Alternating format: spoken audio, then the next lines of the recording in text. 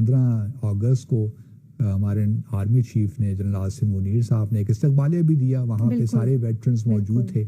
وہاں ہمیں نظر آئے جنرل راحیل شریف بھی نظر آئے, جنرل کیانی بھی نظر آئے, شاید جنرل وحید کاکڑ بھی تھے, لیکن جنرل باجوہ وہاں موجود نہیں تھی. اب لوگوں نے قیاس رائیاں بھی شروع کر دی ہیں کہ جی وہ کہاں تھے.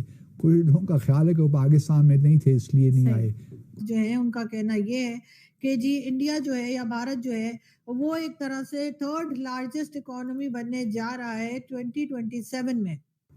ایشیائی ترقیاتی بینک نے پاکستان میں پائیدار شہری ترقی کے لیے سمت متعین کرنے پر زور دیتے ہوئے کہا ہے کہ پاکستان کی تیزی سے بڑھتی ہوئی آبادی شہروں پر دباؤ ڈال رہی ہے. یہاں اپنے ناظرین کو بتائیں کہ پارلیمنٹ ہاؤس کی کینٹین زبحالی کا شکار ہو گئی, جہاں نہ واٹر فلٹر ہے اور نہ ہی ایئر کولر.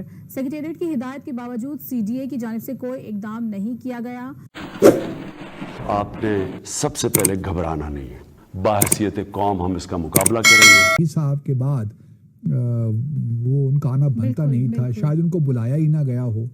تو مختلف لوگوں نے اب مختلف کہانیاں. اچھا, میرا کچھ لوگ اب یہ کہہ رہے ہیں کہ جی جنرل باجوہ, جس میں ہم نے کل بھی مختصراً ڈسکس کیا تھا, کہ جنرل باجوہ کو سے بھی تو کوسچنز ہونے چاہیے کہ کیا ہے. دیکھیے مجھے نہیں معلوم کرپشن کیا ہوئی, کیونکہ میرے پاس کوئی انفارمیشن ہے نہیں اور میں اسپیکولیٹ کرتا نہیں. لیکن میں ایک بات پہ ضرور جنرل باجوہ صاحب کو کیا کہوں قصوروار ٹھہراتا ہوں, اور وہ ہے جموں اور کشمیر کا مسئلہ. کیونکہ جموں اور کشمیر کا تنازع بہت قریب ہے میرے دل سے. جموں اور کشمیر کے جو لوگ ہیں انہوں نے بہت نقصان پہنچایا اس پورے تنازع کو, اور جس طریقے سے انہوں نے کنسیڈ کیا میرے لیے وہ آج بھی میں اس کو ڈائجسٹ نہیں کر پاتا. اور کچھ پوچھیں کہ نہ پوچھیں, یہ ضرور پوچھیں کہ بھارت سے تعلقات میں اتنا آگے جانے کی آپ کو کیا ضرورت تھی کہ آپ نے بالکل جموں اور کشمیر کے معاملے کو پس پش ڈال کر آپ آگے بڑھنا چاہتے تھے.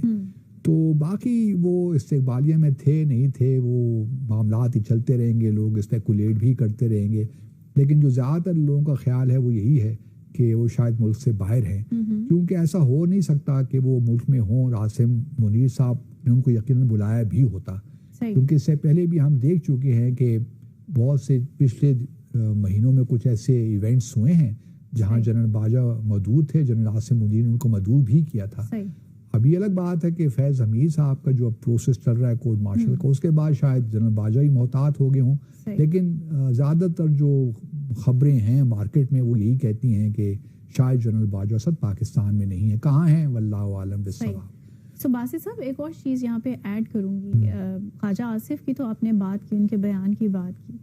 یہ جو اتنی کمیٹیاں بنانے کا تسلسل ایک جاری ہے پاکستان میں, اور اگین ایک بڑی انٹرسٹنگ پرسنالٹی جو آپ کے بہت فیوریٹ بھی ہیں.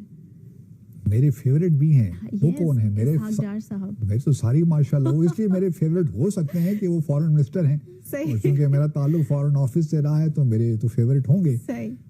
جو بھی فارن منسٹر بنتا ہے میرا فیوریٹ ہی ہوتا ہے. یہ تو دیکھیے نا ماشاءاللہ اتنے کمیٹیوں کے وہ چیئرمین ہو گئے ہیں, پھر ڈپٹی پرائم منسٹر بھی ہیں. ویسے ان کو خود یاد ہوگا؟ خود بھی یاد نہیں ہوگا. اچھا سوال آپ نے پوچھا. ایکنیک کی بھی کو الٹرنیٹ چیئر ہیں, پتہ نہیں پرائیویٹائزیشن کمیٹی کی بھی شاید وہ چیئر ہیں. اب یہ نئی جو کمیٹی بنی ہے پاکستان کے لیے کہ کس طرح ہم اس کو ایجنڈا کو جو ہمارے اکنامک پلان ہے اس کے بھی اب چیئرمین بن گئے ہیں 7 ممبر کمیٹی کے. تو اللہ خیر کرے. وزیر اعظم بھی ہیں, نائب وزیر اعظم بھی ہیں. لیکن یہ so many things to do. اچھا کوشچن یہ ہے کہ یہ بھی ایک طریقہ کار ہے. اب حکومتیں نہیں کیسے چلتی ہیں میں آپ کو بتاتا ہوں, اپنے ویورز کو ہی بتاتا ہوں. اب دیکھیے نا فائنانس منسٹر کون ہیں؟ ہمارے اورنگزیب صاحب ہیں نا, بالکل فائنانس منسٹر ہوئے ہیں. اب اصل اکنامک جو صورتحال ہے, جو اس کو فائنانسز کو ہمارے ٹھیک کرنے کی ذمہ داری تو ان پہ ہے نا. اب یہ طریقہ کار ہوتا ہے کہ کوئی بھی ذمہ داری آخر میں نہ لے. کل کو فائنانس منسٹر صاحب کہیں گے جی میں نے تو کوئی ایسا پلان بنایا نہیں ہے. تو جی ہاں, گیتا جی کا یہ کہنا ہے, اور یہ بات انہوں نے جو ہے انڈیا ٹوڈے کے ساتھ بات کرتے ہوئے کہی, اور سبھی کی نظریں اس طرف ہیں اور یقیناً وہ بات ٹھیک کہہ رہی ہیں. اور آئی ایم ایف سے ان کا آئی ایم ایف کے ساتھ وہ اٹیچڈ ہیں, اور ڈیفینیٹلی ان کی جو ایک طرح سے اندازہ ہے وہ غلط نہیں ہوگا. لیکن پاکستان کہاں پر ہے؟ پاکستان اس وقت ہمیں کہیں بھی دکھائی نہیں دے رہا, بلکہ थर्ड लार्जेस्ट तो छोड़िए कि किसी भी नंबर पे पाकिस्तान की इकोनॉमी जो है वो हमें आगे बढ़ती हुई दिखाई नहीं दे रही। बहुत से लोगों का कहना ये है कि जी पाकिस्तान में तकरीबन 200 के करीब गोल्फ ग्राउंड या गोल्फ क्लब्स जो हैं वो सरकारी खर्चे के ऊपर चल रहे हैं। और ये गोल्फ खेलने कौन लोग जाते हैं आप ही को मालूम है, सभी लोग जानते हैं कि ये भाई लोग हैं जिनको ये गोल्फ का शौक होता है।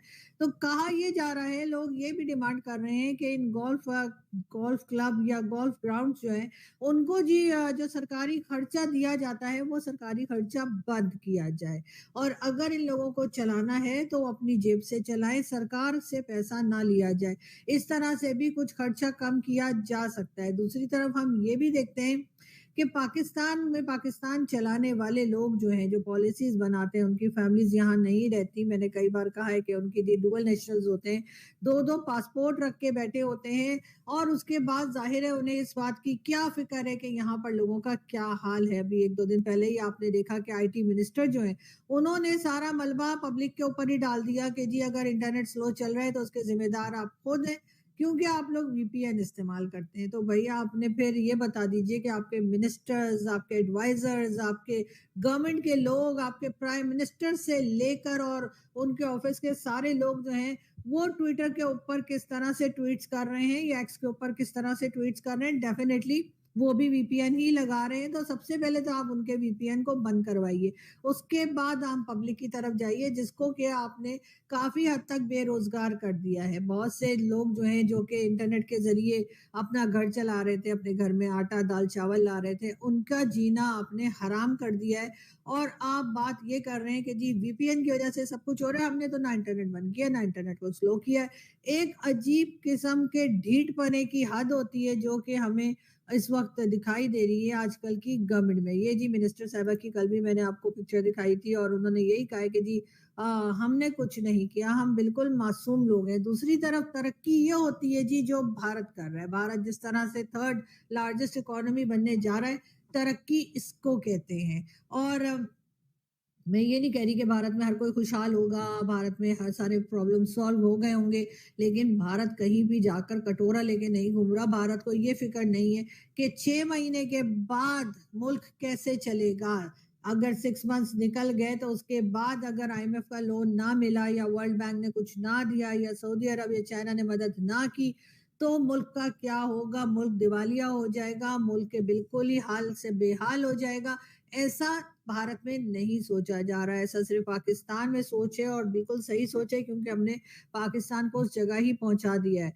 हमारे अगर हम बात करें कोई चीज बताएं कि जी हमारे यहाँ इकोनॉमी ठीक नहीं चल रही, हमारे पॉलिटिशियंस ठीक नहीं है, हमारी एजेंसी वाले काम ठीक नहीं कर रहे हैं, हमारी आर्मी में कई गड़बड़ है, तो जी आपको कह दिया जाता है कि जी आप तो गद्दार हैं, आप तो जी इंडियन एजेंट हैं, आप तो रॉ के एजेंट है, बल्कि रा के एजेंट है, ये डिक्लेयर कर दिया जाता है। तो फिर मुझे ये बता दीजिए कि जी अगर मैं गिनना शुरू करूं, थोड़े नाम आपको बताऊं, पिक्चर्स नहीं दिखाऊंगी या फोटोज नहीं दिखाऊंगी, इसलिए कि कहा यह गया है कि जी रिटायर्ड ऑफिसर्स हों या हाजिर सर्विस ऑफिसर्स हों, उनकी फोटोज ना दिखाई दें। अब क्यों ना दिखाई दें, बहरहाल जनरल परवेज मुशर्रफ दुबई में थे, राहिल शरीफ सऊदी अरेबिया में है और कमर जावेद बाजवा साहब बेल्जियम में हैं, अशफाक परवेज कियानी साहब ऑस्ट्रेलिया में हैं, उसके साथ जी नवाज शरीफ साहब लंदन चले जाते हैं, आसिफ अली जरदारी अपनी फैमिली को लेकर दुबई चले जाते हैं।